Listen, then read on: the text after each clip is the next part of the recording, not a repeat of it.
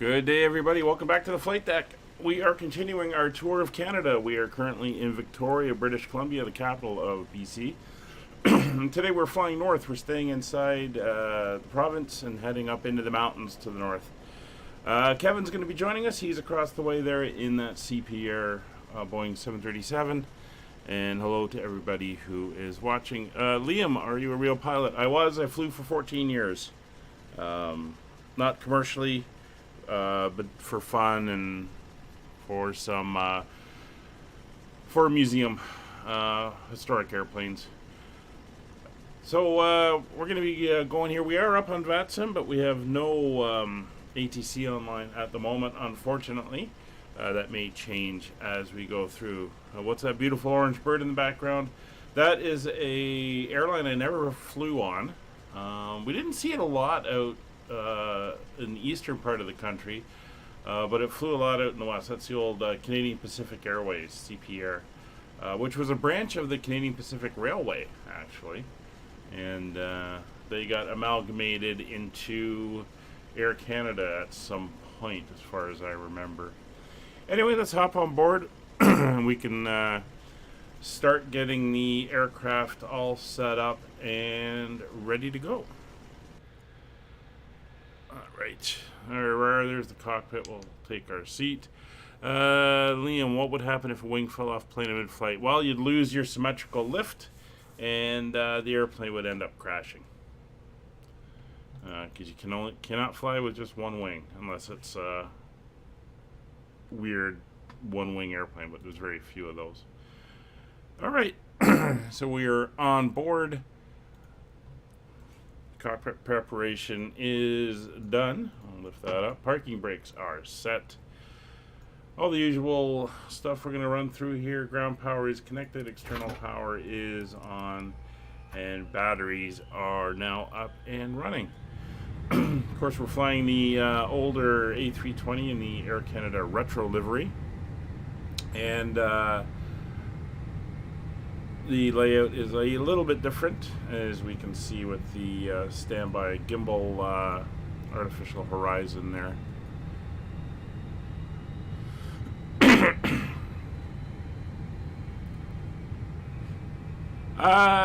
Not research, Kevin. It's just I kind of remember it. I have seen those colors. Again, rarely in Toronto, but I have seen them out west. But I just never did fly on the aircraft. Never flew with CPR. I guess Ward Air would be going back the furthest that I can remember as a Canadian airline I flew that wasn't part of Air Canada.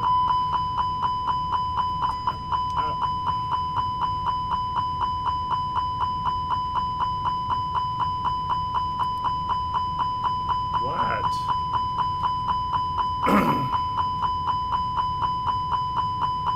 I don't understand. What's dinging away here? Cabin pressure faults?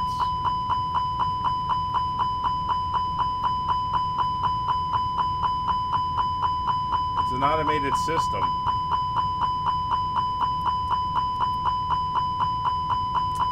Ugh. Let's go in here.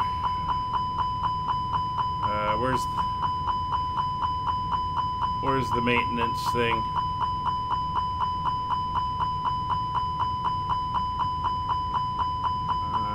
Oh, there it is.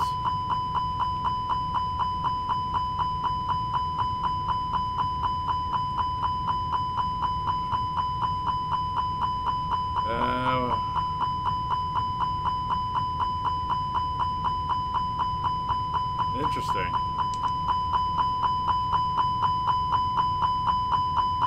Yeah, I don't know why that's gone and faulted.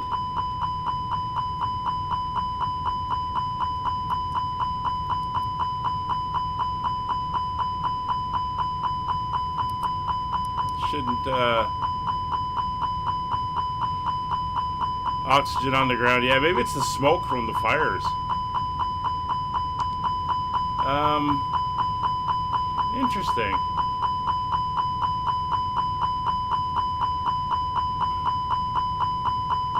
Try restarting the app. The app? Alright, we're going to do a little thing here. Let's go back here. We're just going to reload in.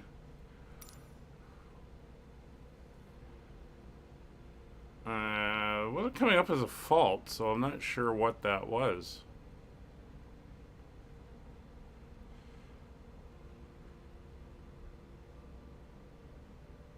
Interesting.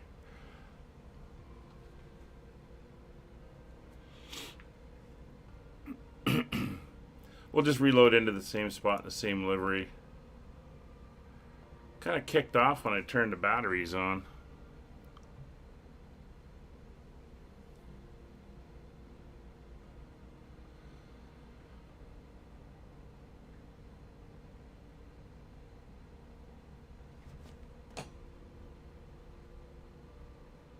And now it's going to take its time doing this. There it goes.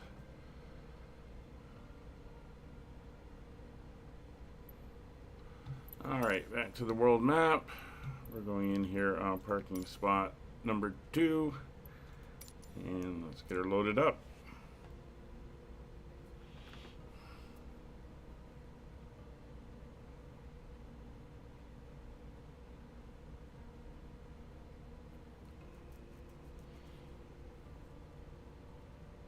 Oh, the FENIX app, yeah. Could be.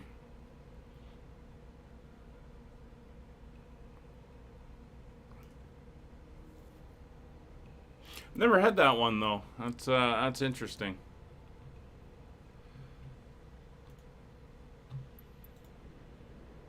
Come on, there we go. Should shut the aircraft down.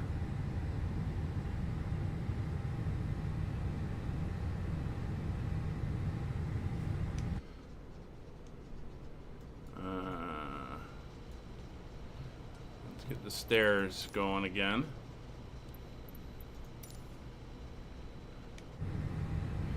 Why she's up and running. Let's get her into cold and dark, and then we haven't really done anything with it, so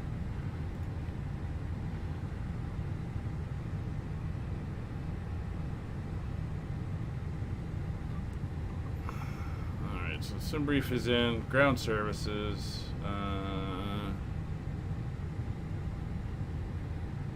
You got logged out of the app. Oh, that's interesting.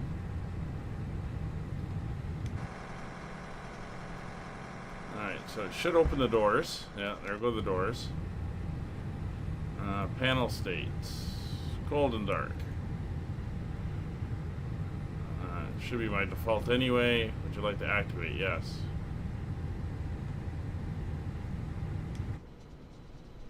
Alright, so they're in.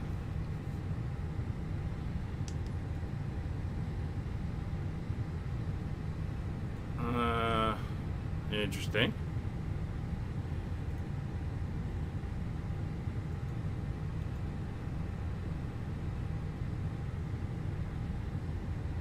Cold and dark. Activate. I think something's broken.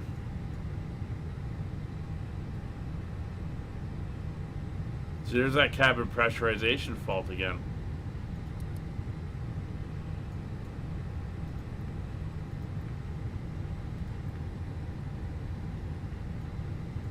And if I go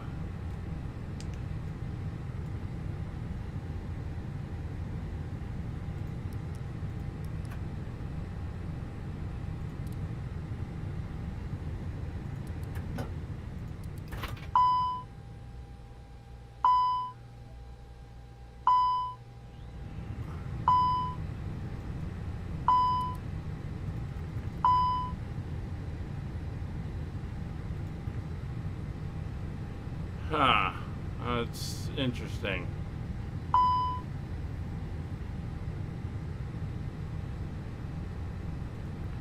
Smoke detectors. I don't know why she didn't go into cold and dark.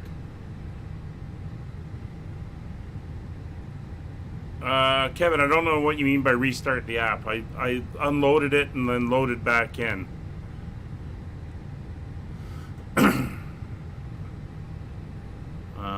how do you... I don't know how to restart the app.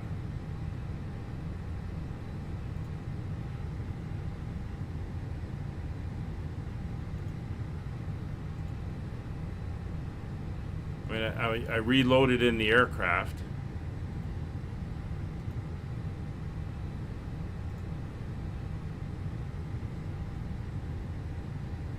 Close it and open it. Open it from where? I'd have to reload the airplane in again.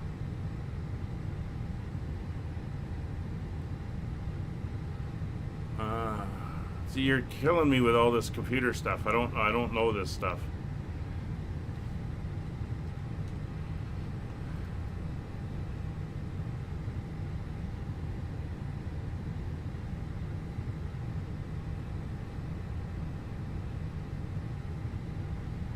I don't even have FENIX running in as a app in Task Manager, so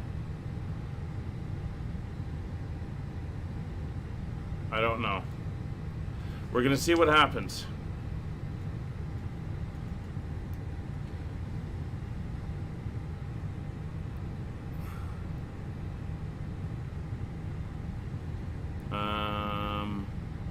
The alarm's not going off. Let's see where we go from here. Because I'm not going to play with it around with it like that on the stream. Okay. So parking brakes are set. GPU is ground connected. Ground power is on. Batteries 1 and 2 are on. So if we come down here, go to a flight. We're loaded in. That's fine. All right, so let's request boarding. Requested. Do you want a board crew? No. Passengers bus is coming. So the passengers are coming. All right, let's carry on. And hopefully everything works out. So we'll get the adheres going in nav. Evac sign set to Captain Purser. Signs are on in the back. They are good. Lights are on. We got nav 1. Get the overheads here. And we'll come down and we'll get that up. Get the overheads up there. Crew oxygen supply is on. There we go. Generators 1 and 2 are on and in fault. Packs 1 and 2 are on and in fault. Cabin heat. Let's turn that Passengers down. boarding starting. Oh, there's the bus. Should get all the passengers loading in now. All coming into the air stairs. Alright, do fire tests.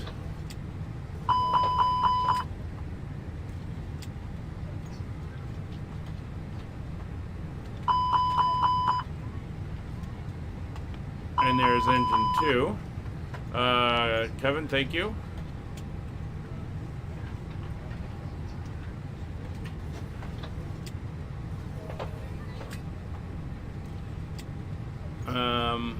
Yeah, I don't know where mine is. I think it's on my C drive, but that's fine. Emergency lights are armed. Here comes the luggage. Icing indicator, standby compass is good, and cargo heat is set to cold. So let's go down now to here. We're going to force the... I have to reload my flight plan. Yeah, I got it stopped. We'll see how that that works out. 129 passengers today, 6,156 pounds of fuel. We're in pounds. I remembered this time. Our cargo and 15,000 pounds of fuel. So we're going to load, instant load. There we go. So everything is in. That's fine. We're going to send the load sheets over so we can add to. Let's get that door open.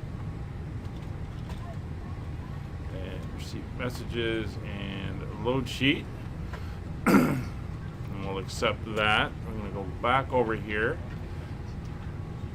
get that front door open for the passengers. And let's see if we can get this aircraft set up and flying today. All right, database is good. She updates tomorrow, so we are good there.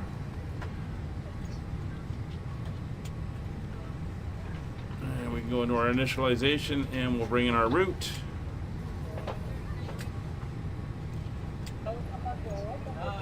And there we are.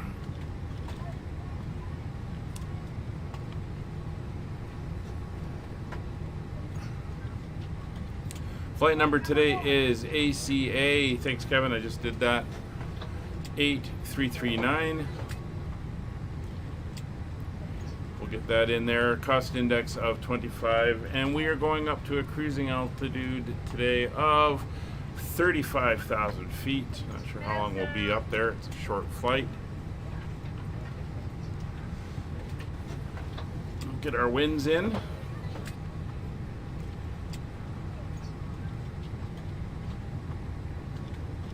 There we go. And we will come over here. Block fuel for today, 15.3. And we'll get our weights. Zero fuel weight of 126. And our zero fuel weight center of gravity is 29.7. And our fuel reserve for today's flight, probably going to be in the area of 2,000 pounds. Let's go take a look. 2,262, so 2.2 tons. There we go. And over to our flight plan for today. So our winds. Let's do an update, see what we have. Well, a little bit of information here. So I'm going to put the winds into the weather into the chat. What it says is our winds are from 140 at 9. We're going to take off on runway 09. We got 30 miles of visibility. Few clouds at 2,500, scattered at 6,400, scattered at 20,000, broken at 25,000. Currently 18 degrees with a baro of 3009, and just a bunch of information about the different types of clouds in the area. And density, altitude, so nothing too concerning there. So we're going to come up here and we're going to set 3009. That is set. We're going to do this manually on this aircraft, and we'll have to do it one more time over here. We're going to match it since this is in millibars, so 60 feet is roughly what I want. Movement there, so right about there, 1019. Hello. Since we got power to the aircraft as well, we're going to uncage the artificial horizon, and back down we go. So we're going to depart off of runway 09, and we're going to be going off on the Victoria 5 departure, which is straight out climbing, and we will insert that. We'll then, at about a couple thousand feet, we'll make the turn towards the UQQ waypoint. For our arrival, winds currently up in Prince George are 180 at 8. They're kind of flopping around. So 180 at 8 is going to be favoring runway 15, which is the long runway at 11,000 feet. So we're going to be landing on 15. Going to make some changes here, and we're going to be doing the ILS Zulu for 15, and I'm just going to go take a look at what the is. It is a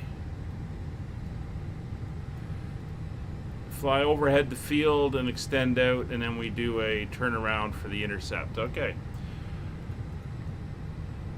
So our arrival is going to be ILS Zulu on 15, and we will enter that in. It might even show up as a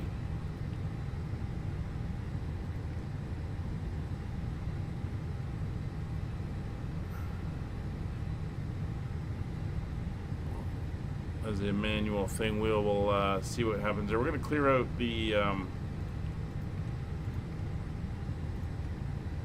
disco there. And let's go up and take a look. My new USB cable for the Yoke showed up. I just haven't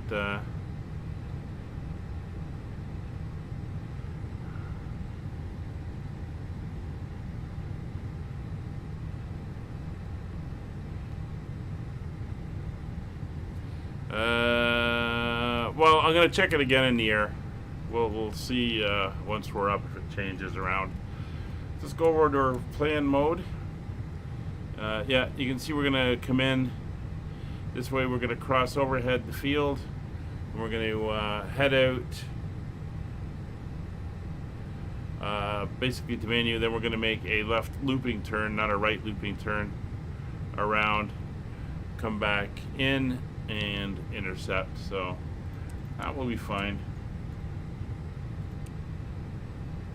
IRSs are still aligning there. They're all coming up on alignment now. So altimeters are set. Transponder we're set to 2000. PWS is on. GCS is on. Fueling, loading, and boarding is complete. So we're gonna get the that's Victoria I posted in. All I did was take a look at the current Prince George.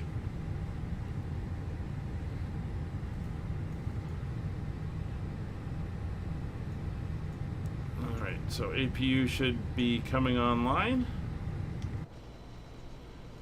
There we go. We do have another aircraft here. We have a Cessna 182. Going to be doing some flying as well.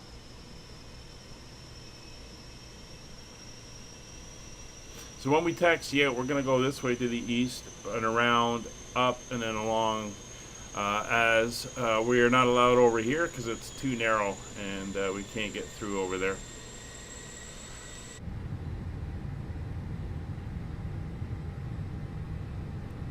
Alright, APU is coming up. Doors are all closed and all ground equipment has been moved away. APU's at 100%. APU bleeds are now on. And power is being provided. So we can come over here. We can have them pull the chocks in the GPU. There's the air kicking over. Should have turned it off, but that's fine. And we can go into our performance. So we're going to be putting runway as 09. It is a dry surface. Final load sheet's in. Final weather is in. And yeah, see, even here I'm showing 140 at 9. We'll do our calculation. There we go. So we got a 132, 140, 140. So enter our performance. 132, 140, 140. And it wants us to do a flaps 1 down 0.164 flex. So it's going to be flaps 1 down 0.1. And a 64 degree on the flex. It should be a smooth flight. Well, we're over the mountains, so it could be a little bumpy. Can never be 100% sure where the mountains come in. Let's bring this back up. We will go to my flight and bring up the route information. All right. So APU bleeds are on. APU is available. External power is off. Takeoff data is set. FCU, we're just going to go straight up to flight level 350.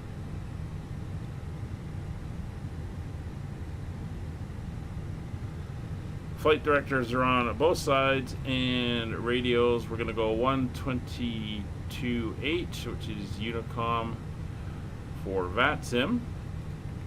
And on radio 2, we're going to go 121.5, which is guard. As I mentioned yesterday, that is the ELT channel for the emergency locator transponder, and if you're intercepted, you will be contacted on this channel. There we go. And we'd pull the radio thing out so we would be monitoring it as well. Alright, so I think we are pretty much ready to get underway here. We're ready to go when you are. And the cabin is ready. So let's get the beacon lights on. Let's get the fuel pumps up and going. Of the cabin crew, I'd like to welcome you aboard our flight.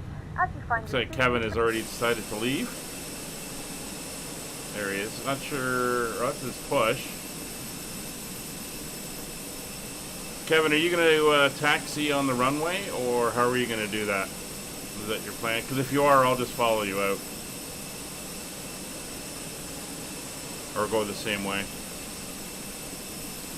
Victoria Terminals, Air Canada 8339er radio check. 5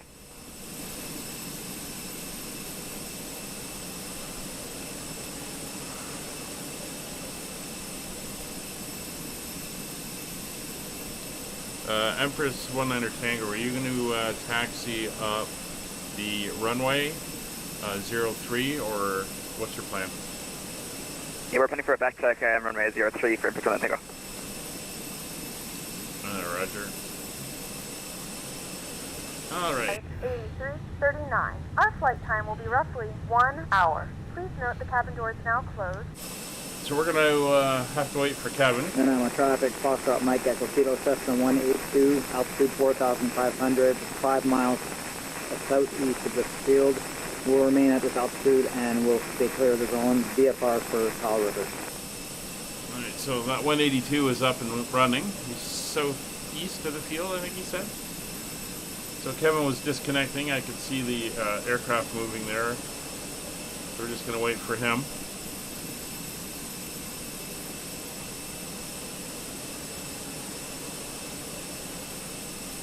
We'll go the same way then, and we'll taxi out on Bravo. We'll go up 03 to Gulf, and then we'll take Gulf up to Echo, and Echo around to 09. Scenery provided by Sim Add-on, purchased from Sim Add-on. This is Victoria. Did a couple flights out of this terminal earlier in the year. That was pretty cool. A little museum over there. I can see what looks like a little tiger moth, and I see a DC-3 sitting there. And then we got some looks like searching our water bombers over there. So pretty interesting place here on the southern part of Vancouver Island.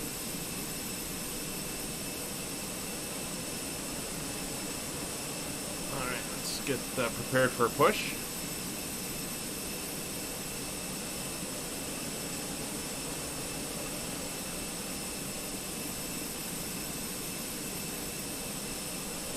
The thing about these CPR guys, they take so long to get ready.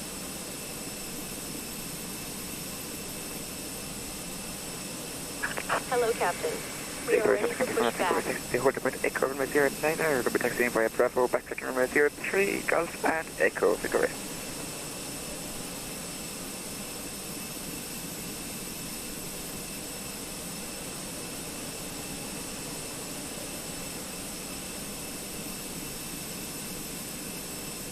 There he goes. Departure checks completed. Bypass pin inserted. Hey, Dagmar. Hello, welcome to the stream. So by the time Kevin gets by, they should have the tug in place, and we should be ready to go. I'm going to do a little test after this. I'm going to reload in a different livery for the FENIX. See if I have any issues. We are going to go nose right, tail left. Locking gear.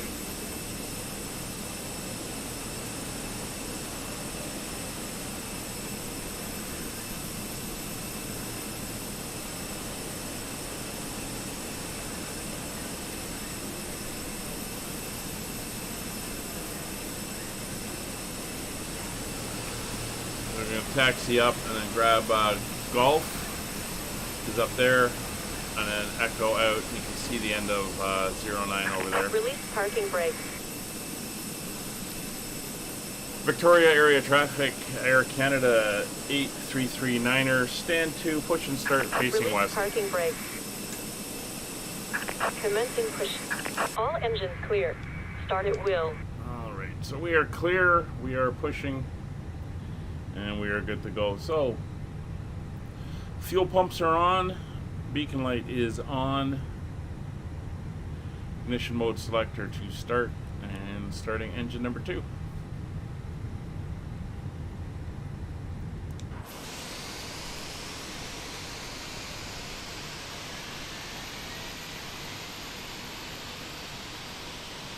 Should get us pushed back to the line nicely here.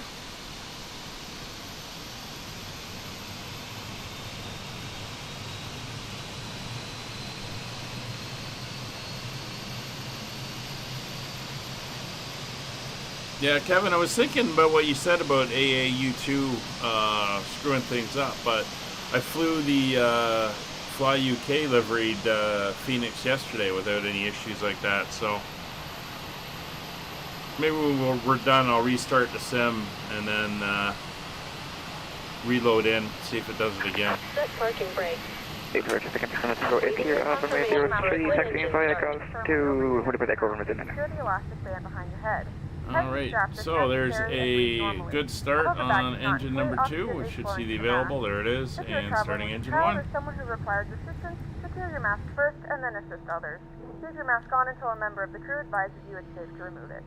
In the event that the pilot decides to take us for a swim, a fashionable life vest is located in a pouch under your seat or between the armrests. When instructed to do so, open the plastic pouch and remove the vest. Slip it over your head. Wrap the straps around your waist and buckle at the front. Pull the strap to tighten. To inflate the vest, pull firmly on the red cord only when exiting the aircraft. If your life vest does not inflate automatically, blow into the mouthpieces for manual inflation. Each vest is equipped with a whistle. It's the best part of flying, If necessary, when you know you're on your way and you hear the you get the pushback and the engine spooling Please up. securely stow all personal items. Make sure your seatbelts are fastened and seat backs and tray tables are all in their full upright. Alright, looking good. So we got another aircraft coming online here. Baron. Or Bonanza by the looks of it. So that Cessna 182 is flying up along the coast. He's north of us.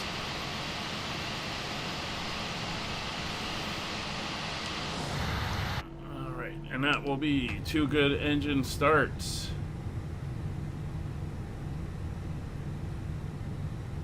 Both engines are up and running. So we'll let them know. Cockpit to ground. We have a good engine start. You can disconnect. Alright, generators 1 and 2 are on, no faults. Ignition mode selector to normal. Probe heat is on auto. NTI's not required. Packs 1 and 2 are both on, no faults. Flaps going 1 plus F. Over to our flight control page. Trim we want to put in down 0.1 is in. Flight controls, full left, full right, neutral, full forward, full back, neutral, full left rudder, full right rudder, neutral. See the push cart moving away. APU leads are off. APU is now off. FCP is set, manage, flight level 350 and manage. Engine instruments are good. Ground spoilers are armed. Tiller is armed. Auto brakes set to max. Taxi light on, and TO config is checked. No blue. There's the pin. Thumbs up. And the wave. We are good to go.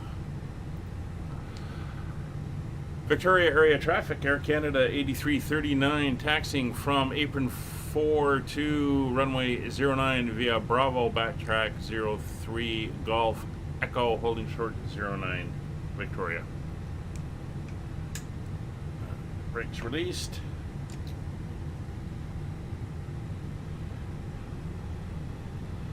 And here we go.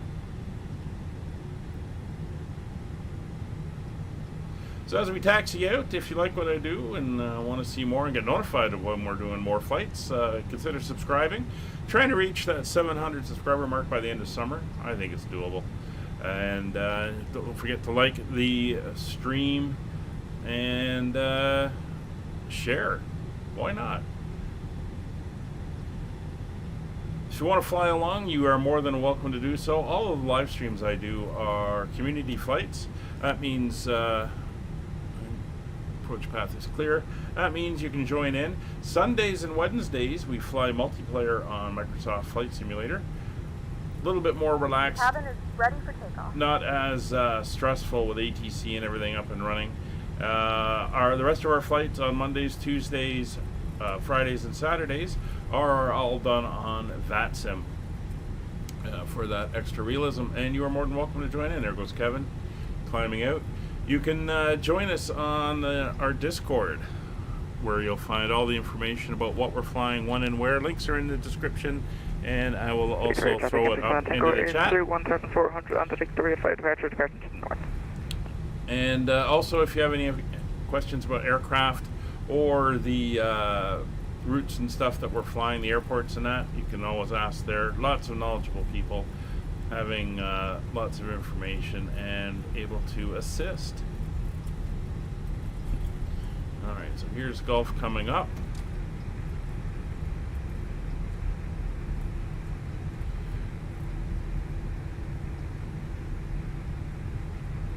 So as mentioned, we're doing the Victoria, I think it's 5 departure. Basically, we're going to be flying straight ahead until we reach about 2,000 feet, at which point we will make a left turn up towards the VOR that we are heading for. Oh, there's a helicopter.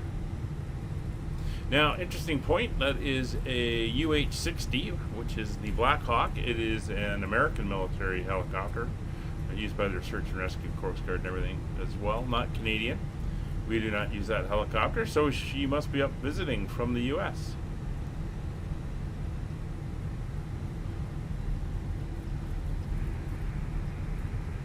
Alright, we've got Echo coming up. We're going to make the left turn. This is giving us plenty of space between Kevin and myself.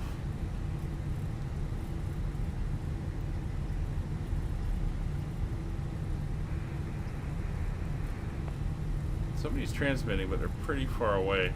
It's just close enough to tick over on the receive, but I'm not hearing what they're saying.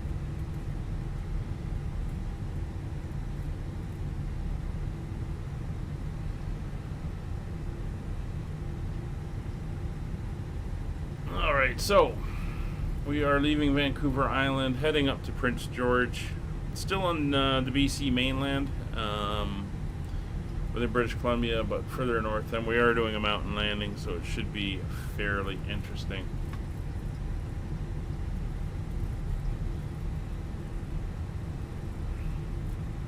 Flight time once we get going is about an hour.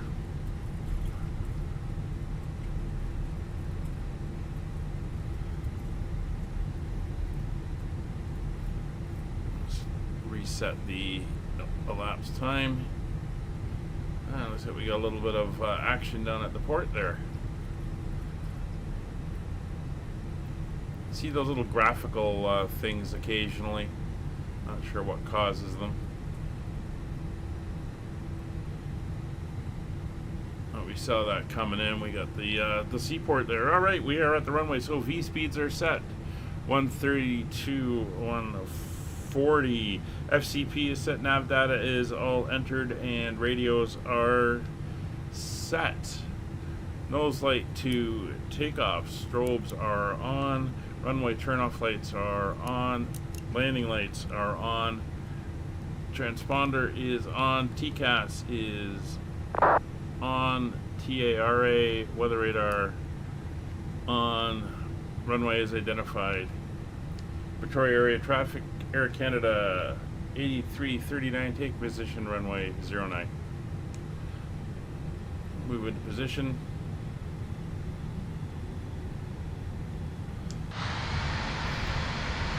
This is about the biggest aircraft you get flying in here.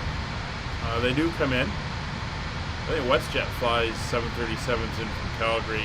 Air Canada, I don't think flies anything bigger than the Q400 in here at the moment.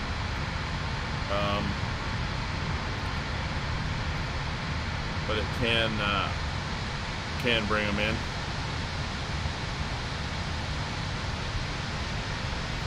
So we'll get in, get her spun around, facing down the runway, and we will be good to go. And again, it should be a good flight. Might be a little bit bumpy, but not seeing too much in the weather. Might see some haze up in Prince George. I think they've had some of the forest fires up there, so it might get a little bit hazy for our approach and landing there.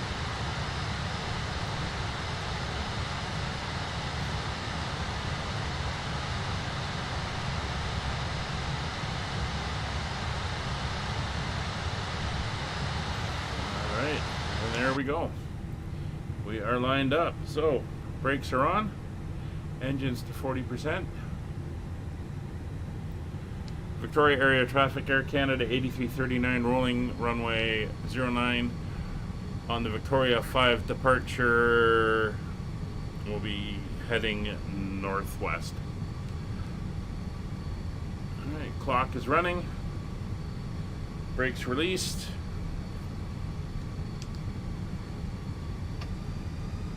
Takeoff power set, Mavflex 64 degrees, SRS runway enabled, auto throttle blue.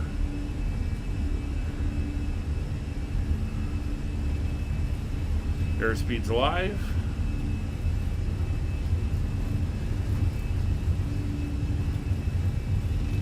$100 knots.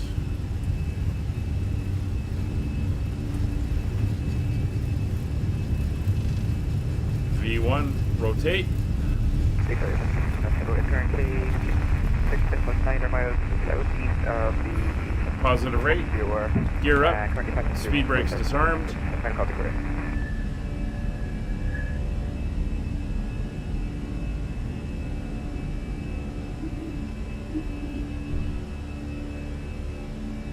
There's the mountains and all the islands here in the straits between the island and the mainland. Alright, so we'll get the autopilot on. Just going to follow our direct line out, and at 2,000 feet we will head to our first waypoint. And there we go. Climb power now set. Thrust climb.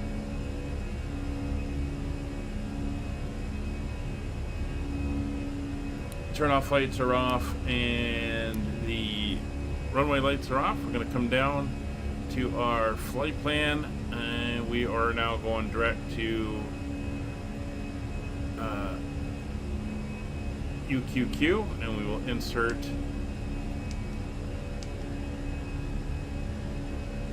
and there is our turn. Get the train on as well.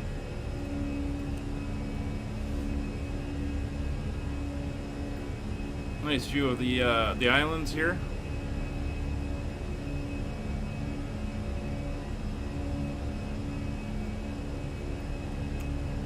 It's 3,000 feet.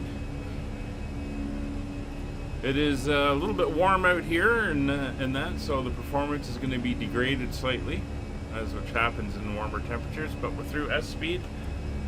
Flaps up.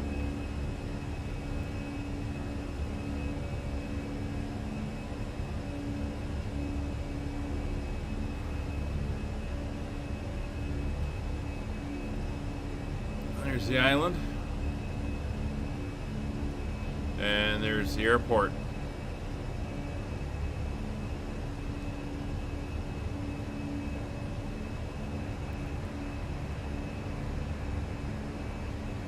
So if we hop outside for a second,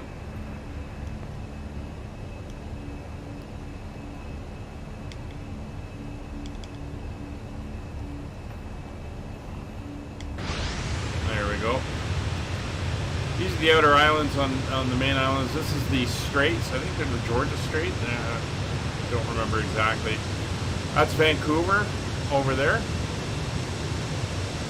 And you can see the mountain range off in the distance. So we're going to head part way up the islands here. And then we're going to cut in across the mountains, and then we'll be descending down into Prince George.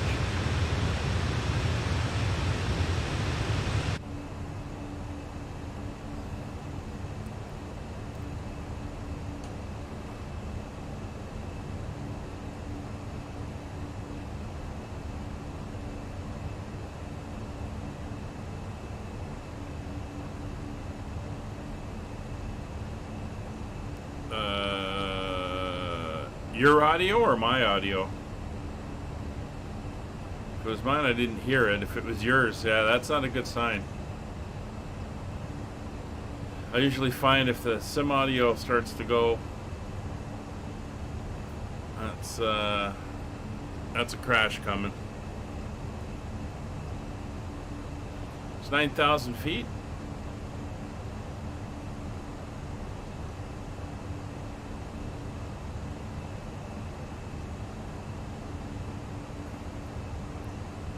And we have 310 miles roughly to go to our destination. There's 10,000 feet, so we can turn off the landing lights. Ladies and gentlemen, we have now passed 10,000 feet. You may now turn on your larger portable electronic devices. I'll This is turn off also the a reminder seatbelt sign in the back as to well. fasten while you're seated and do not congregate in the galleys or near the lavatory.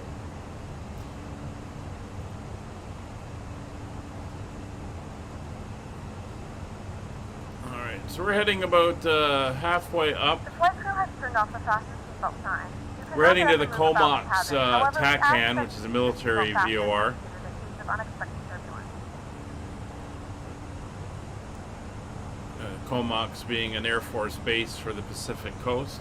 A lot of anti-submarine stuff, long-range recon patrol aircraft are there. And this strait here that we're flying along is where all the cruise ships coming out of Vancouver that head to Alaska, they travel. This is called the Inside Passage. Very, very scenic.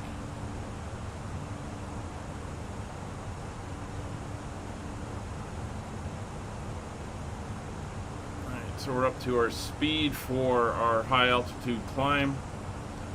We're angling up to get the best climb rate at that speed. Again, going right up to our flight level of 350 today.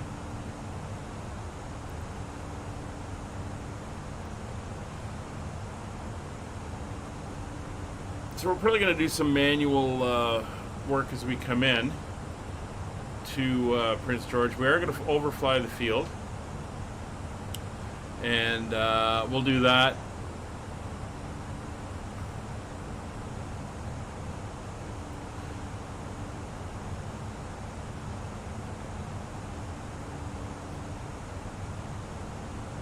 We'll make sure that we have the local VOR tuned in as well as a reference. But basically we're going to overfly the field. We're going to fly out approximately 8 or 9 miles. Then we're going to head to a heading of 288 for a mile or two, swing around, and then intercept the ILS. We do have a missed approach where we have to climb to 270 and then climb up to 7100 to pick up some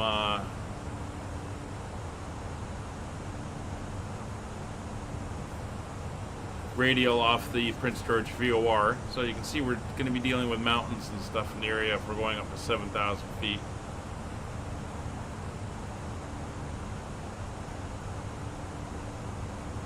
And I've got a little bit of a freeze going.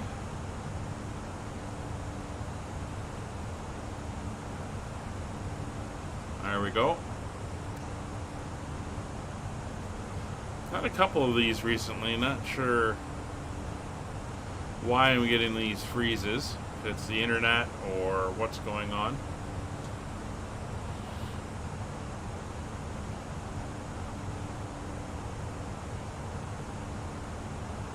But does it come up through 18,000 feet?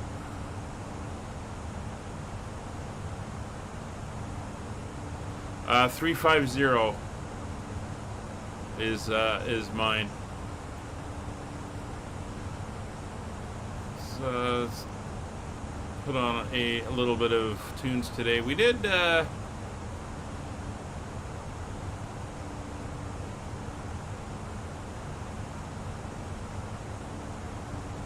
blues yesterday.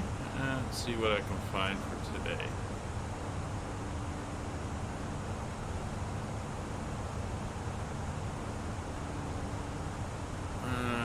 Let's get some lo-fi going in the background.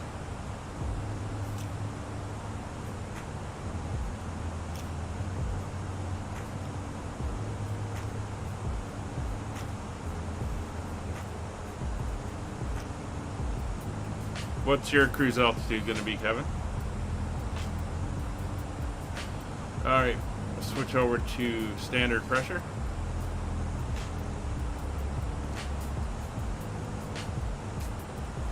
And 1013 on the hectopascals.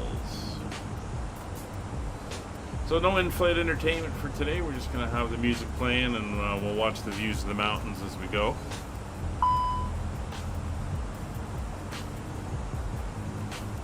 Oh, yeah, okay, right. Forgot. Thank you. Good reminder there. 37. Okay.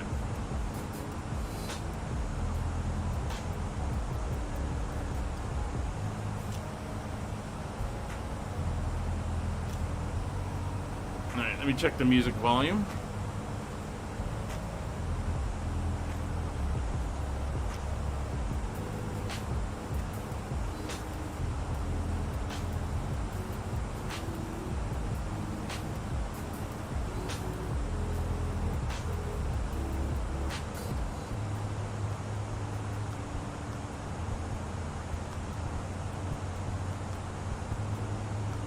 That's good enough. Just have to remember to turn it off as we come in on our through 10,000 feet.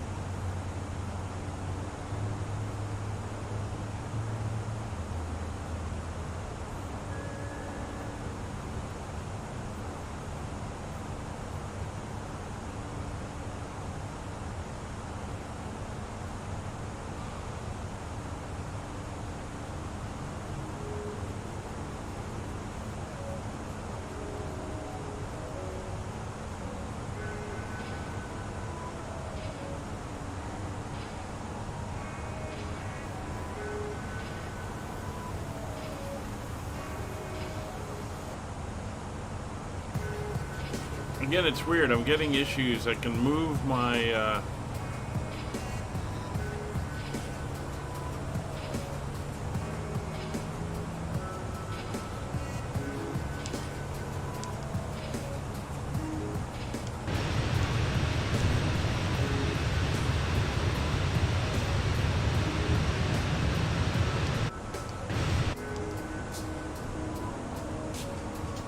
checking all my cables here. I think it might be the one from the yoke to the main unit. We'll see how that works. I might pull it out after this flight and clean it up.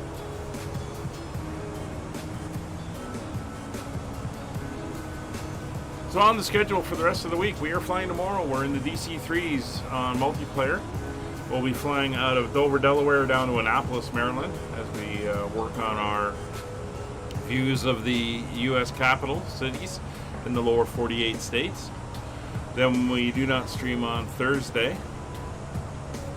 And then we're back on Friday. We'll be flying Aurora out of Vancouver and heading up to Alaska, actually. We're going to be flying up to Ketchikan.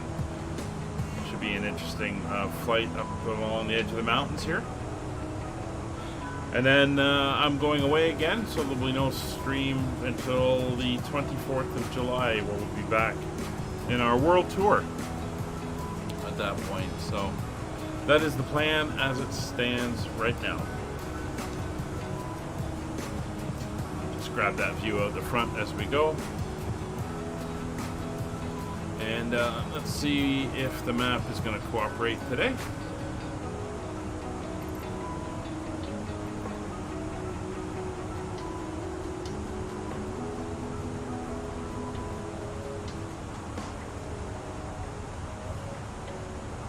And let me move the chat. The traffic might have to stay clear of 27, taxiing to the terminal. There we go. So you can see how we're flying up along the edge of the island there. There's the Comox base below. You can see it. And when we get over top of there, we'll be making the turn basically on a heading of just off of north, east of north. And we'll be flying up over the mountains. Coming up for 29,000 feet. Again, we're going up to 35,000.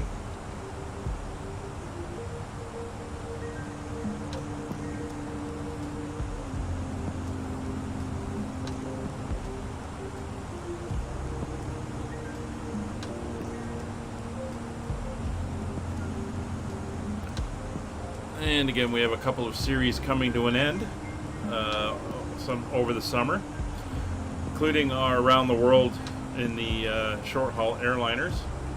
That's been going for about 10 months now. That'll be coming to an end, and we'll be starting some new series, so new aircraft, new places to fly in the world.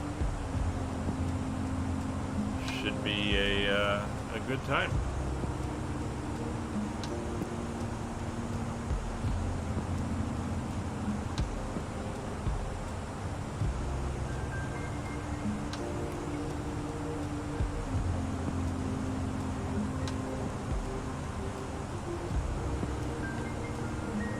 There's our turn at Uniform Quebec, Quebec.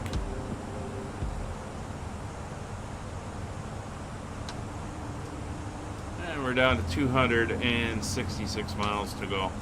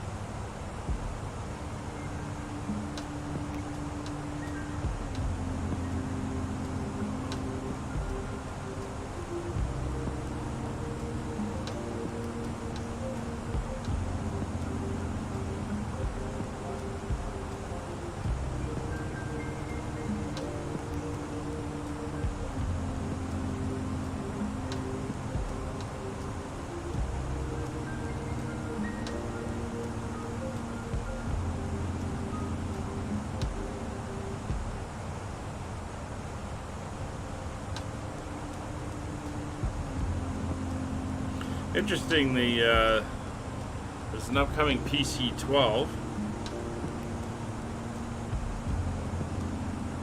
Interesting airplane, a little bit bigger than the Caravan and stuff.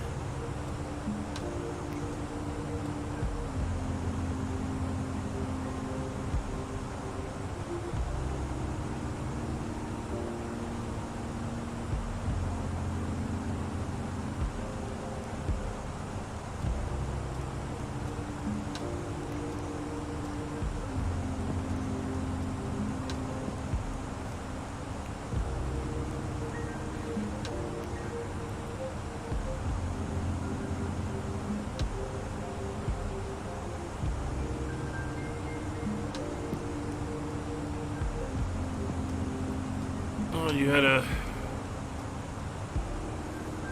sim freeze? Okay, well, hopefully you get back in soon.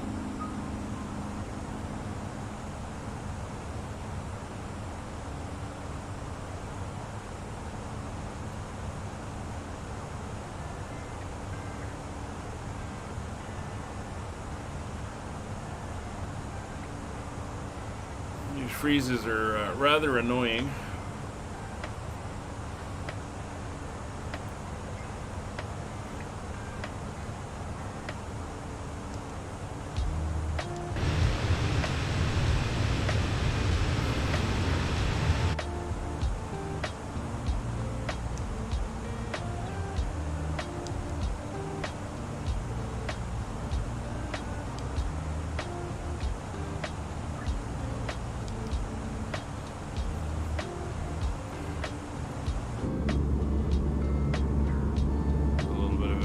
the side there. We're almost up at our cruise altitude. Oh, Kevin's back. Saw you pop back up on VATSPY there, or at least I hope you're back and it's not outdated data.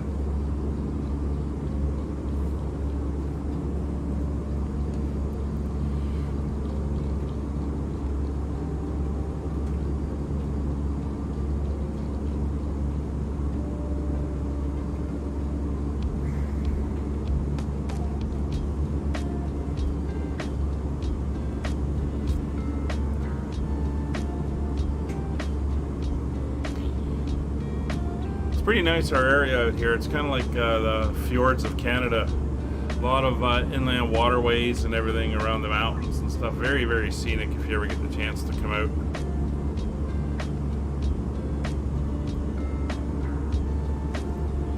Hey Brian, how are you doing? How's everything?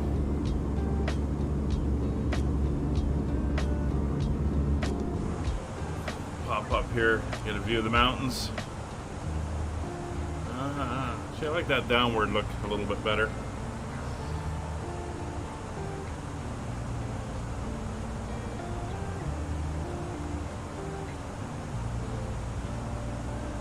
So there's actually different ranges in the Rocky Mountains, and you end up with some pretty interesting valleys and stuff. In the area we're heading into now, it's like a high plateau in between the different ranges of the mountains. So it's a huge flat area,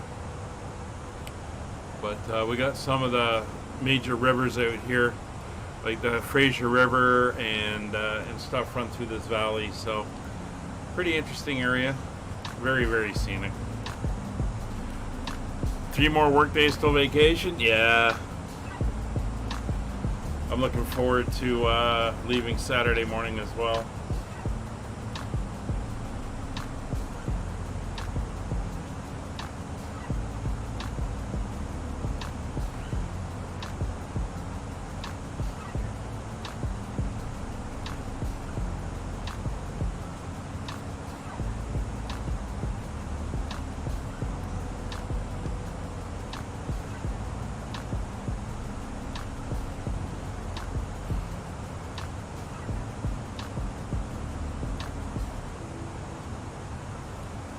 We're coming up pretty good. We're at our cruise altitude.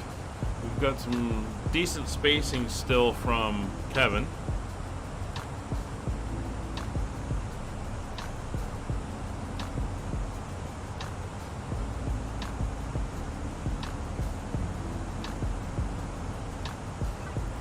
In a few moments, we'll be starting our in-flight service.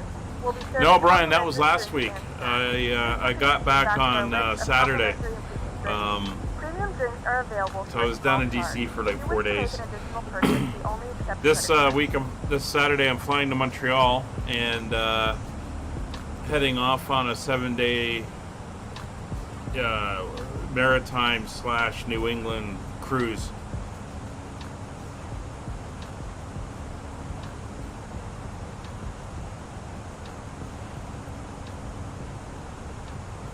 And I just found out I'm probably going to have to go back over to England in October.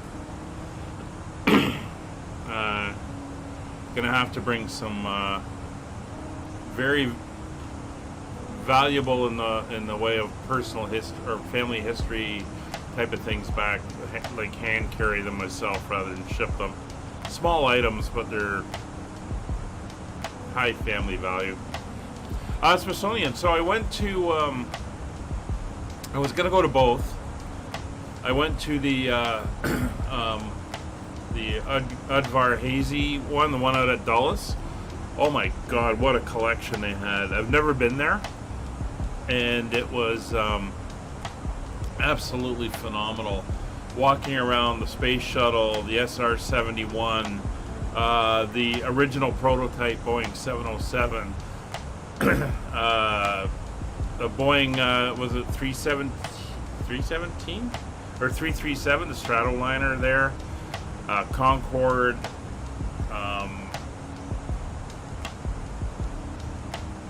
pretty much everything, including a couple airplanes I've flown, are in the museum, which kind of dates me. It was absolutely amazing. The main building in downtown, you need, it's free. All the Smithsonian's are free, but you have to book a time. So I had booked a time that would give me 2.5 hours in there. It's the only time I could get. And so I got there about 15 minutes before my time, because they won't let you in before. And oh my god, the lineup was massive. Plus security, bag checks and everything. And I got down towards the end of the line, and there was a person that worked there, and I said, so how long do you think it would take from this point of the line to get all the way up and in? And he said half an hour to 45 minutes once they start letting the line in. And I'm thinking to myself, it's going to give me like 2 hours in there, maybe just over 2 hours. That's not enough time for that place. So I bailed. And it was like 36 degrees out. We just had a thunderstorm roll through. There's another one coming. There was no cover. So I bailed. I have been to that one before. I'll go back at some point. They're still doing renovations. In fact, I think they're extending it on the north side. So I'll probably go back in a few years and check it out again. It's still more museums and stuff I'd love to go see there. But I did that. I went to walked the mall, did all that stuff, and it was a good trip. I enjoyed it. It was just very busy. The week I was there, obviously July 4th week, it kind of turns into a week holiday, and it was busy. Funny story. Well, so I fly into DCA, and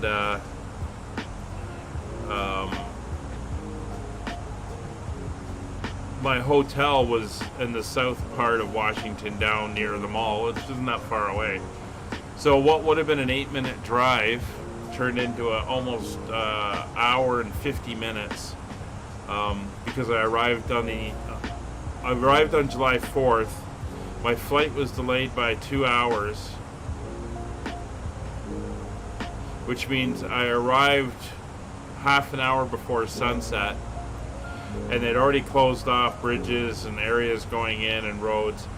So we drove around through traffic to get around to get to the hotel. Roads closed, highways are closed, back streeting it, and I could see the hotel from where we were, and we ended up stopped in traffic. People just parked their cars and left because the fireworks started, and so we ended up sitting there watching the fireworks, which were about 70% obscured by hills and trees and stuff, until that was over, and then everybody left. So I did get to see see the fireworks down in Washington on the 4th of July.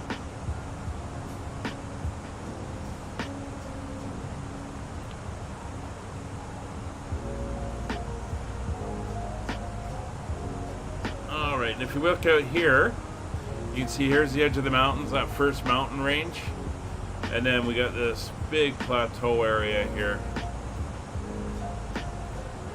And I mean, it's fairly high. The elevation here is like 8,000 feet, so this isn't ground level. Maybe winter would be less busy. Yeah, you got to pick your time, right? And I picked it when I could go. I'll get back down there another day. There's so many other museums and stuff. I couldn't get enough time to do the International Spy Museum. That was right by my hotel, but again, they were all booked up. So I'd like to do that one. The Natural History Museum would be a good one.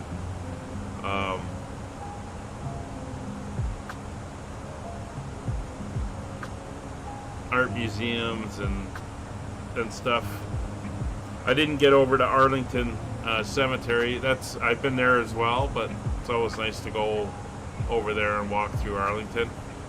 I saw the Tomb of the Unknown Soldier. I didn't go to Lee's mansion, which is something I probably would do on the next one, is walk up to the mansion. But it was good. So it's been a few days, so now I'm ready to head away again. So after Friday's stream, I will be packing my stuff and headed on Saturday.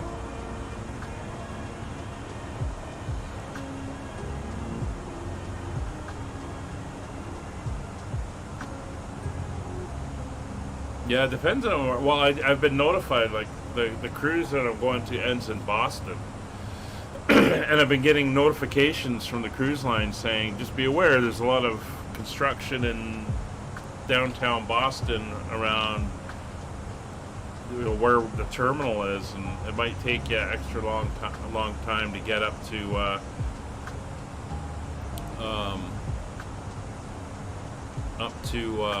the airport and stuff if you got a connection out. We're actually staying an extra day in Boston to do some of the historic sites, but that should be interesting. Whose stories, Brian?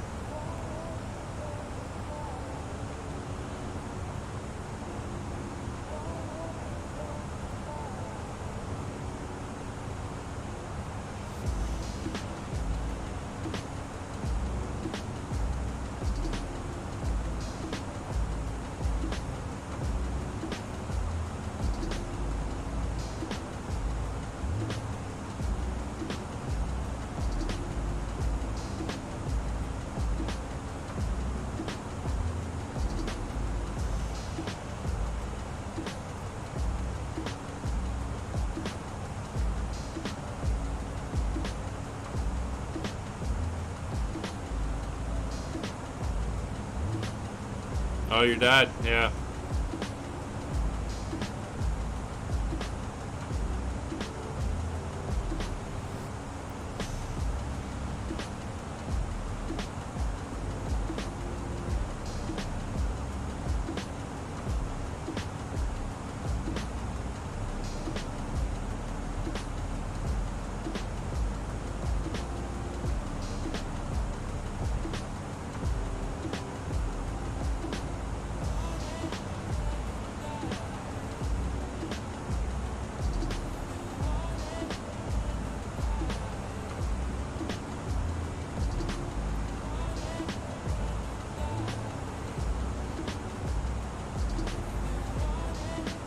Roll out over the flat area here, the plateau between the mountains.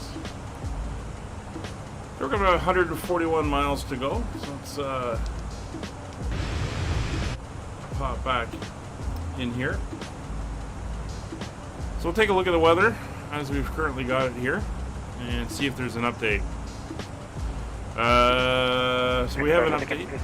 We're currently 106 miles from Empire, visibility territory 70 for 4,200. We're going to land for the ILS Yankee runway 155 Prince George. So as you can see, the winds are currently 130 at 4 knots. They're swinging between 90 and 210, but generally out of the south.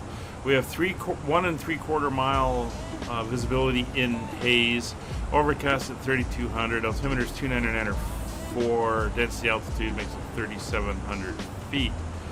So the visibility is going to be a little bit of an issue.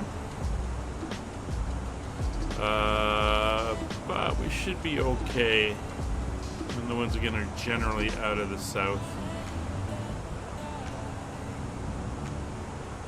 So we'll come down and we'll start entering our information in. No, let's get the right one. There we go. So into our approach. So QNH is going to be 2994. Current temperature, again, 23 degrees.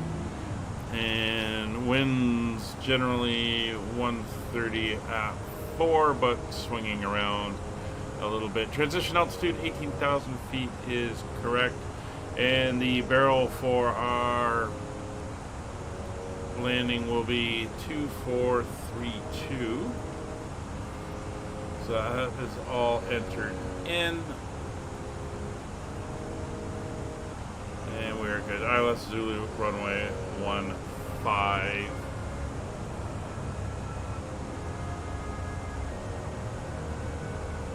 It's good. Again, we're 54 miles from top of descent.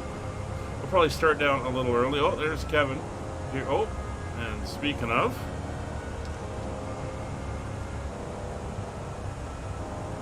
yeah, it's starting to make out his contrails right there. So it looks like we're starting to catch up.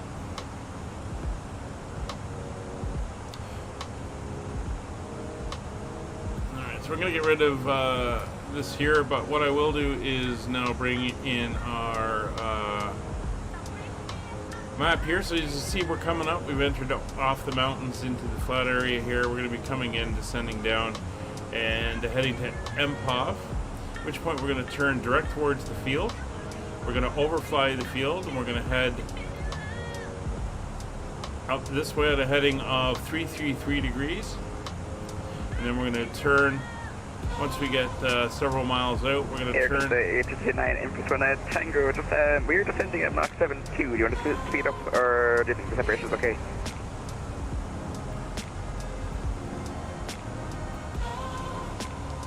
Given the turnaround, I will, I'll go down to 7.4 if you can go up to 7.4, and we'll hold there. I'll hold 270 when I convert. Well, that sounds good. I will hold the same though for Tango. So then we're going to do 280, loop around, and then come in for the intercept. And that is our arrival. So let's get our speed back to 7.4. So we don't get too close to Kevin as we come in. As mentioned, we were starting to see him ahead, so we are sneaking up. He's only about 14 miles ahead of us right now.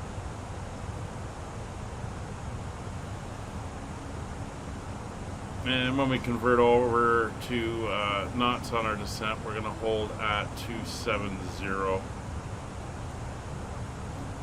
And we'll monitor. If we start getting closer, we can always slow down to 250.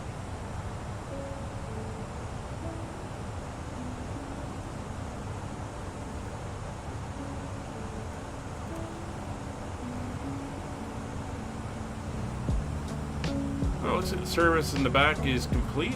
They've gone through and done their stuff. This is another thing you see in this area. You get lakes like this, a lot of the minerals leach out into the water from the rock, and you get these beautiful turquoise and greens and stuff showing up. And the A320 just looking at the chart closer. It is a bit of a hole short between Echo and Foxtrot on the 320 end. So if it's looking a bit tight, let me know, and I can run down to the end and hold short Echo before you come in.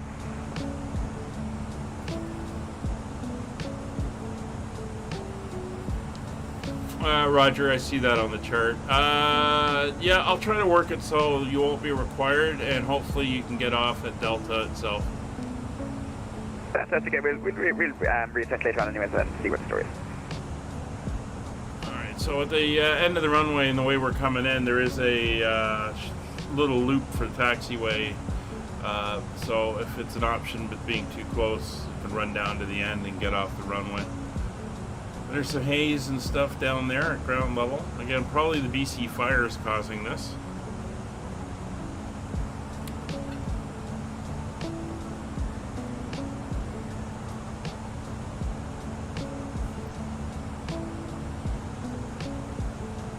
Alright, so just looking at the altitudes they want us at. So it's 5,200 feet for when we, as our intercept altitude.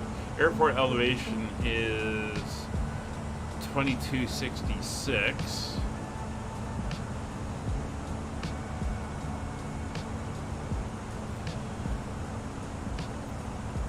So MPOV, we've got 15,000 and Urban 52. So that's not bad. So we'll probably set an initial descent of let's call it 7,000. And just looking at the charts, we seem to be fairly good with that as an elevation in the low ground, which is under 3,000 feet. So I'm also quickly going to come down here. We'll go flight plan here to our fix. We're going to go CYXS. And we're going to do the 25-mile radius. And then CYXS 15. And then we're going to do the landing radial, which is 153 degrees. There we go. This gives us some information there.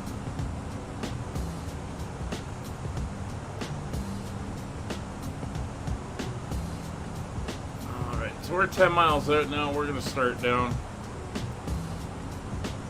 Prince George area traffic, Air Canada 8339, leaving flight level 350.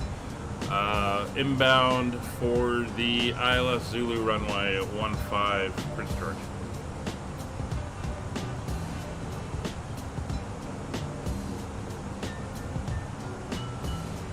This is another thing I've noticed now. This happened yesterday as well. She's not automatically starting, so if I do that and go into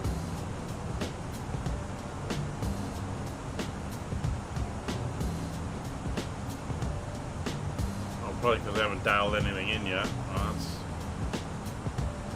me being a bit of an idiot. There we go.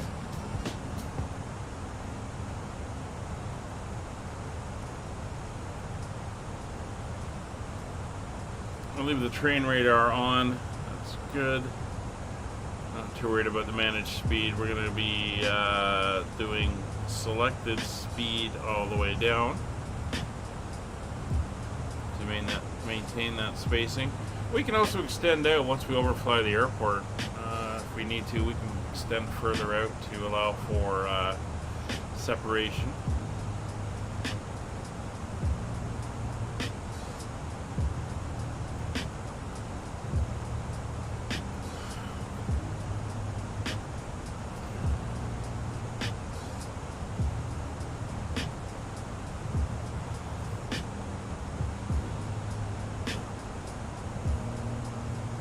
So at this point, we're going to nose down slightly more to get on profile. I'm not worried about our acceleration, but we are going to peg it at 270 when we get there. And then we'll hold that. That may require some speed brake.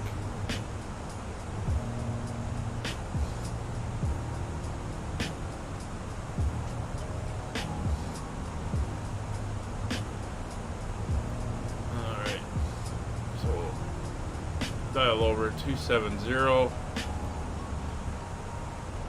Speed brake is out.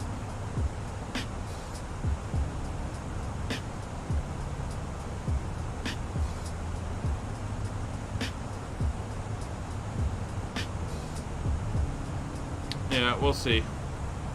Maybe.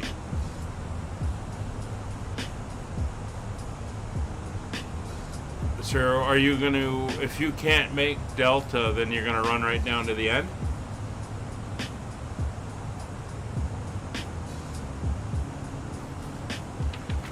Alright, so as we're descending, we'll go through our checks. So arrival weather data is checked. MCU approach page, we've completed it. Radios are set. Wing and engine ATX not required. FCP is set. Speed 270 select. LNAV and 7000 managed. Approach has been briefed. Auto brakes we are going to set to medium. We're going to want to get off at the taxiway. Altimeters are going to be probably under 1.5. Well, we're going down below transition, so we might as well set them in. So we'll just set them in now. 29er, 9er 4. And we'll do both sides. Yeah, well, give me a second. I gotta get there. Thank you. Or was that the speed brake? That was the speed brake. I'm aware.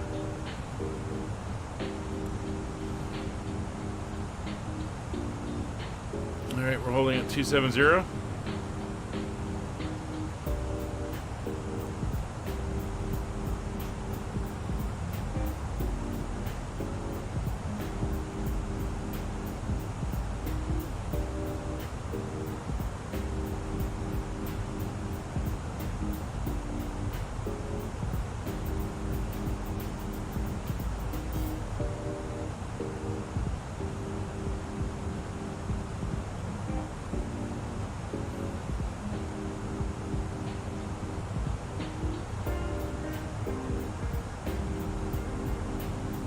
That's close enough.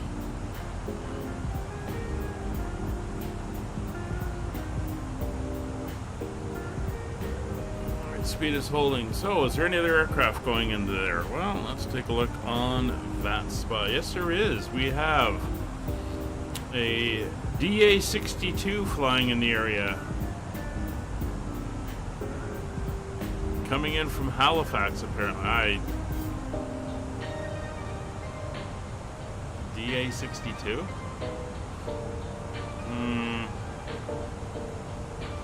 Can't see it.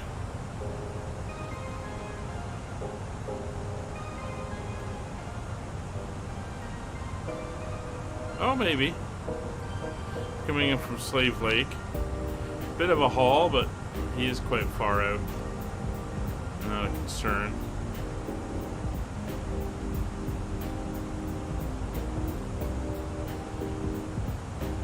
Heading down towards those hazy layers. And speed brakes are out full.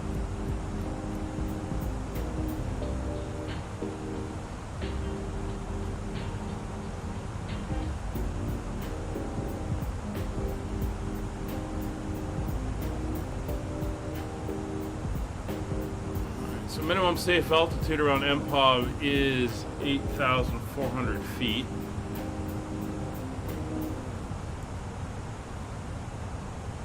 Let's keep an eye on this as we come down.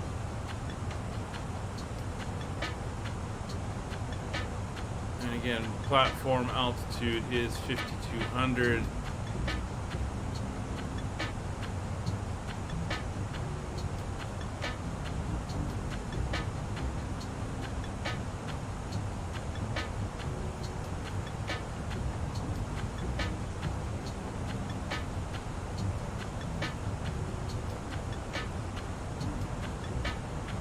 But if I have to, I can hold my swing around until upfit. We'll see what happens. Not seeing Kevin on the TCAS.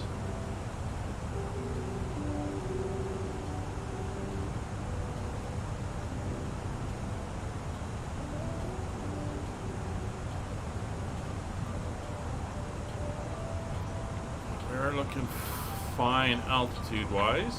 Just got to keep an eye on it. Once on the ground, we'll be heading down to the apron area. Traffic again. Sure. And Atlantic Quadrant currently 1.6 miles in of 20.1 miles south of Prince George here. We are inbound for the ILS Yankee runway 15 Prince George position. Currently at 13,200 foot. Not sure if there's any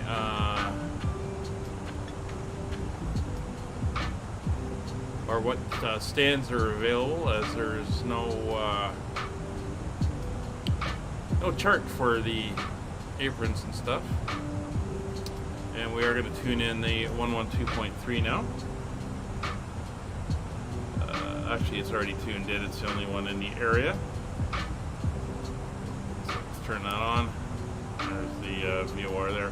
What we are going to do, though, is we're going to come down. We are going to put it in hard, and I'm going to put in the 2.3, and I'm going to put the course. So for the missed approach, once we fly up and we're heading on 139, we want to intercept the 169 radial. So we'll put that in. And there's the 169 radial in for the VOR.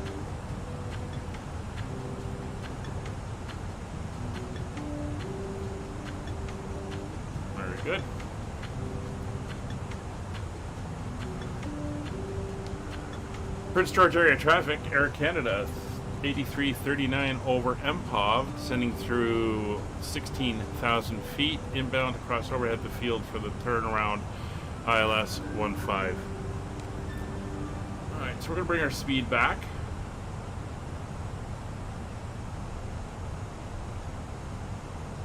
250.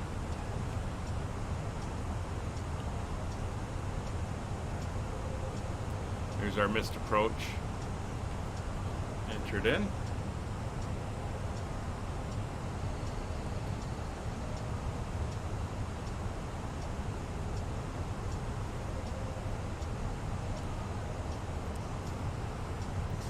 Prince George traffic in Portland, take over currently 8 miles south of Prince George VOR. We're passing through 10,000 slowing speed 250. Alright, so he is fairly close. We're going to go right down to 5,200.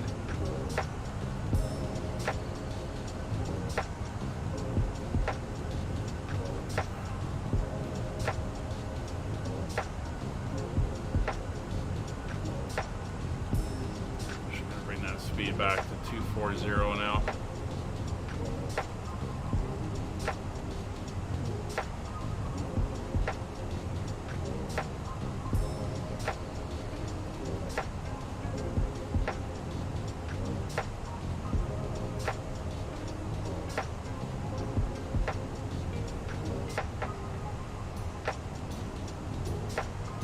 We're going to keep an eye out for him. There he is. Making an interesting turn. Ladies and gentlemen, the flight crew has turned on the fasten seatbelt sign. Please return to your seats and Where are you going, Kevin? Let's get our lights on. We have begun our final descent into your destination. Flight attendants will be passing through the cabin to collect any trash one final time. Please ensure tray tables are stowed and seats are in a full upright position. Please also store any carry-on you're doing items a different either in the approach front than pocket I or am. under the seat in front of you. You're heading out to the VOR. I'm going straight across and then doing my turnaround. Interesting. Let's get the landing systems on. 10,000 feet is coming up.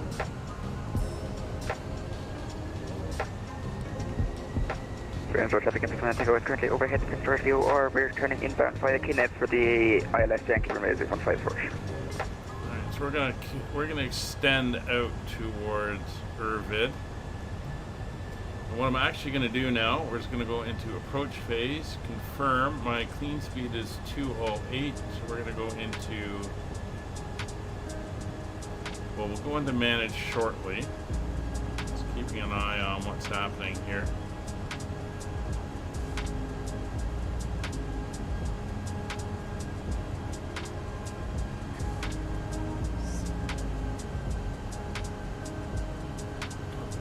Lost them on the TCAS.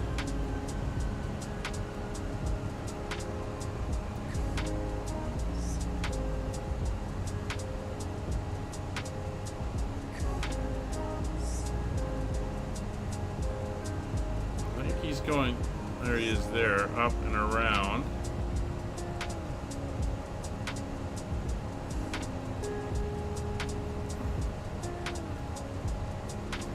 Do a quick look at something here.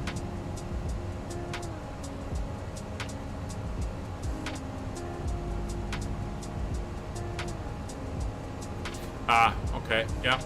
I see what he's doing. So once I get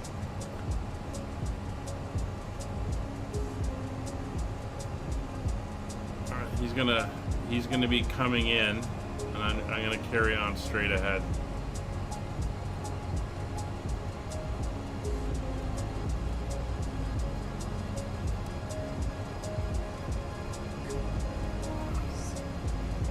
So what I'm going to do is I'm now going to go into heading mode, which is 333. Prince George traffic in Portland, take over overhead Kinnett turning base for the ILS Remaises 15 Yankee.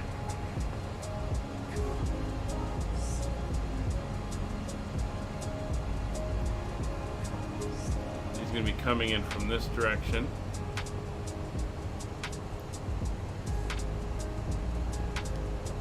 Prince George area traffic, Skyways or Air Canada 8339 over Manon, descending through 7,400, heading 333 for the turnaround for the ILS runway 15.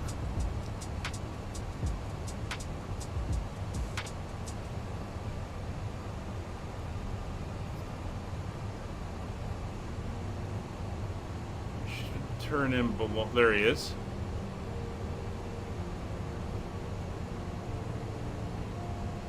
Alright, so he's coming inwards. I'm going by. He should be turning in.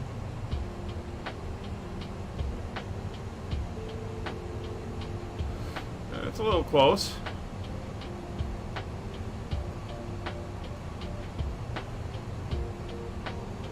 I am above him.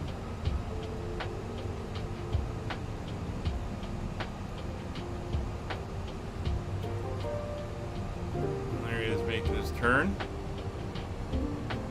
Prince George traffic into front, I think, or is returning base for the, or returning final for the ILS runway 15.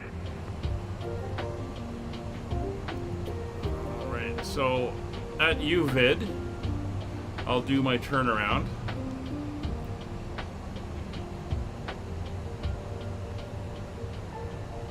There we go.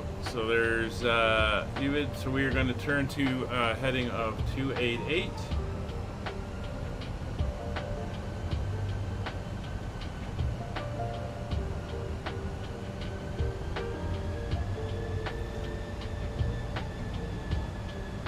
Prince George area traffic, Air Canada 8339 at Irvid, 5,200, doing the teardrop for the intercept ILS runway 15, Prince George.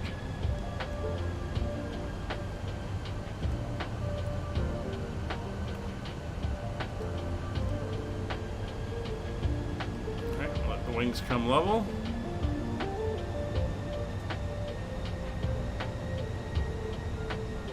We're now going to go into manage mode, bring that speed down as we are going to turn inbound now. A right turn to 108 degrees for the intercept.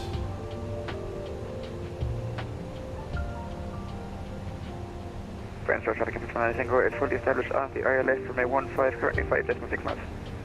Alright, and we are 16, so we're about 10 mile separation. This one's 08.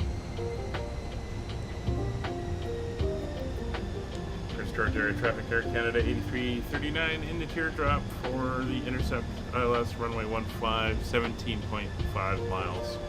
Prince George.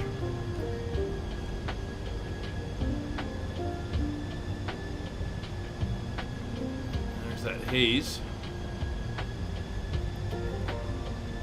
Good low flying going on here.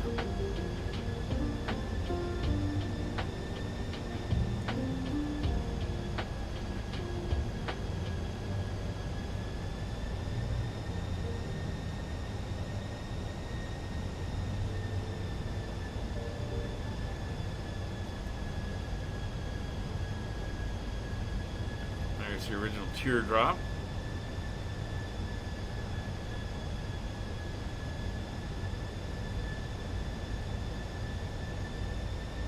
Just went through. So we're just going to carry on around. Oh yeah, definitely got that haze out there.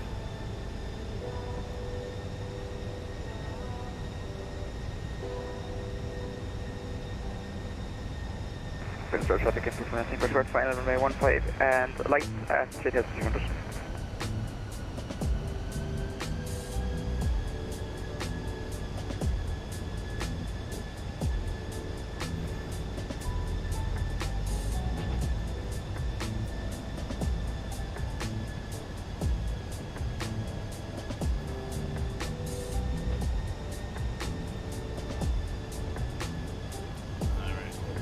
Until we intercept.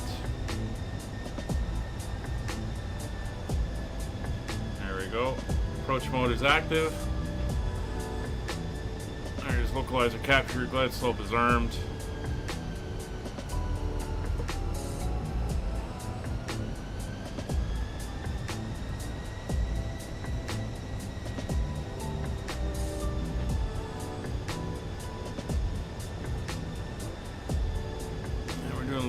back and forth, but that's fine. We're intercepting from the other side now.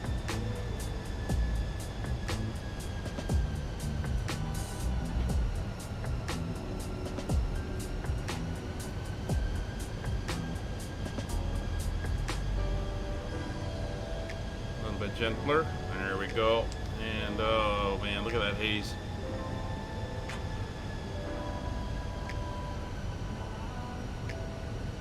And there is the glide slope.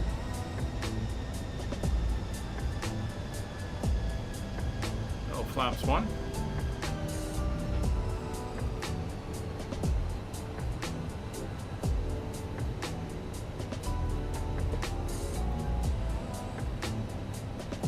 First traffic into 1, Tango is clear of runway 15 at Echo, holding short Foxtrot for landing traffic. Alright. Prince George area traffic, Air Canada 8339 established ILS, runway 15, 10.5 miles. Alright, lights are on, cabin is notified. Auto brakes are set to medium. Speed brake is armed. It's now geared and flaps. There's the intercept on the glide. And we're heading down. So flaps 2, gear down.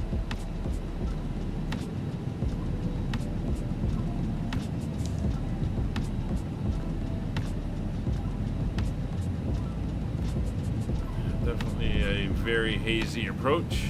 2,500. So Kevin has passed Delta. He's headed all the way down to the end of the runway. We're going to try to put it down and get off at Delta. See what we can do.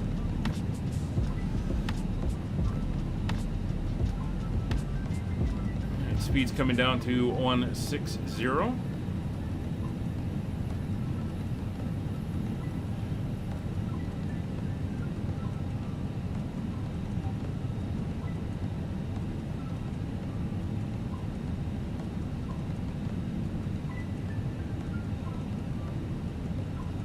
There's about 6 miles, flaps 3.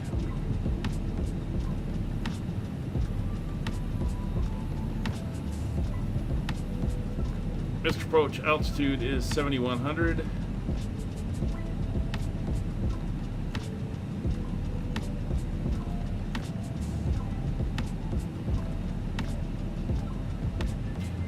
Flaps full.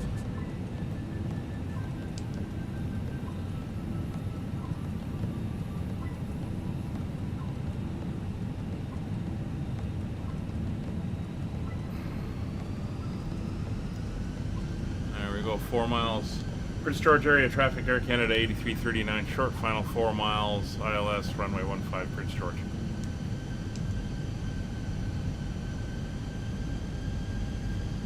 God, that's horrible. Did say it was about 1.75 miles visibility in haze, so I'm gonna have to get a little bit closer before we can see the runway.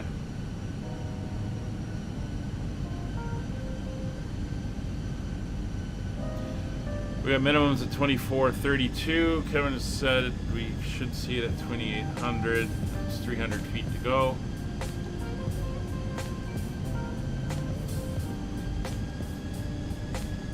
There's the lead lights.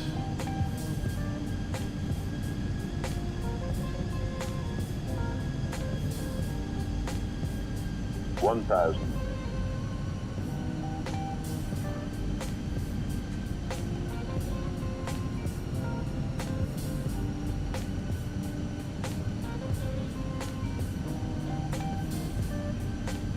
It's really coming in.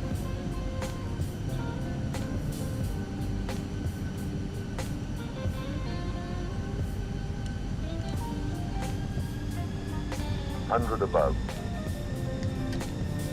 I have control.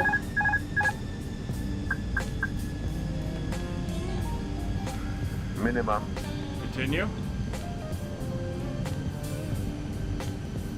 100. Flight slow. 40, 30, 20, retard. Get her down. 5,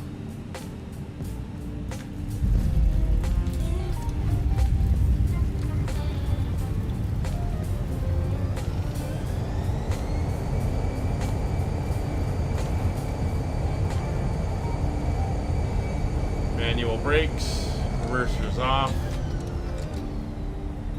and we're off at Delta. A little abrupt. I'm sure the passengers won't mind too much. Prince George area traffic, Air Canada 8339, clear runway 15 at Delta, taxiing to the apron. 2:17 p.m. and it's currently about 23 degrees Celsius. You can now use your mobile devices.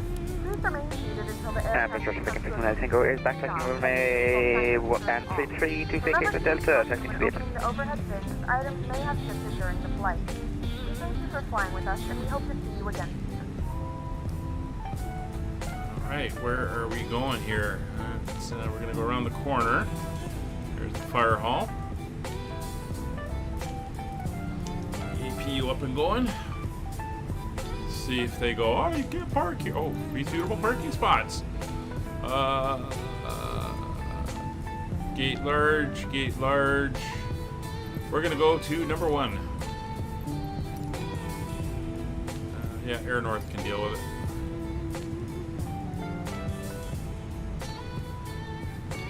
Spot them over there.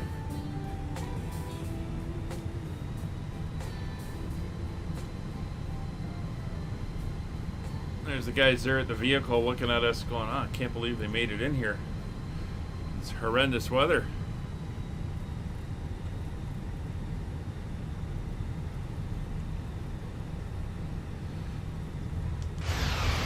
Oh, there's one right here.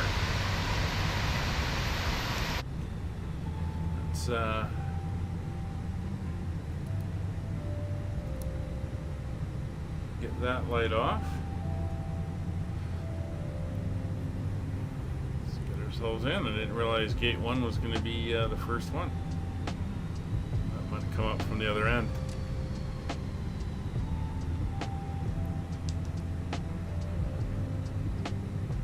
There we go.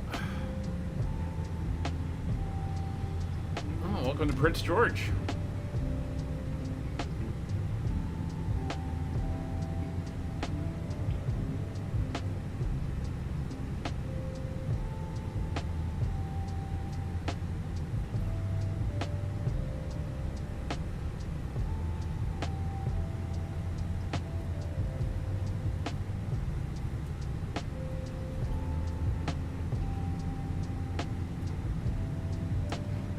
And the aircraft did float at the end there too. Another benefit of the hot weather. Alright, welcome to Prince George. Really? We can go further than that.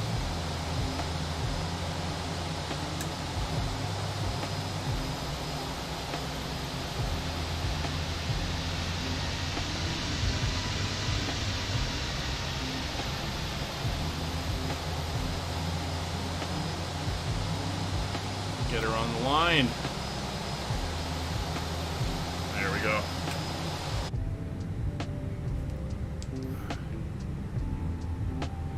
Throw my transponder on? Yeah, sure. Or, there you go.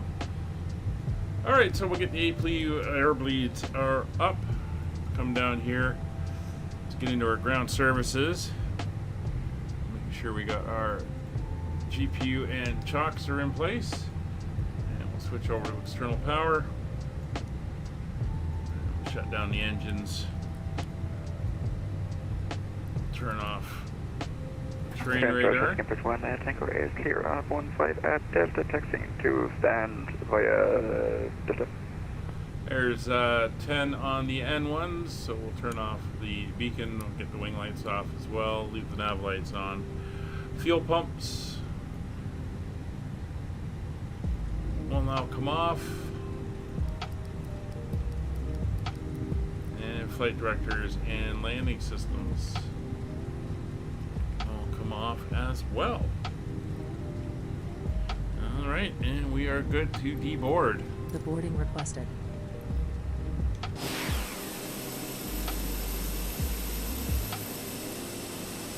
Oh no. That's not good. Anyway, we made it to Prince George.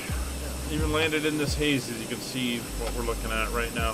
Thank you all very much for coming along. Hope you enjoyed. Remember, subscribe, hit the like button, and all that good stuff. We're trying to get to 700 by the end of summer. 700 subscribers. Every time you hit the subscribe button, another pilot gets its wings. So it is good for you to do that. So as Kevin rolls in here and goes to his parking spot, we'll say goodbye. We'll see you tomorrow, DC-3s, as we do the U.S. Capitals. Kevin, thanks for flying. And to everybody else out there, enjoy the rest of your day. Take care. Bye for now.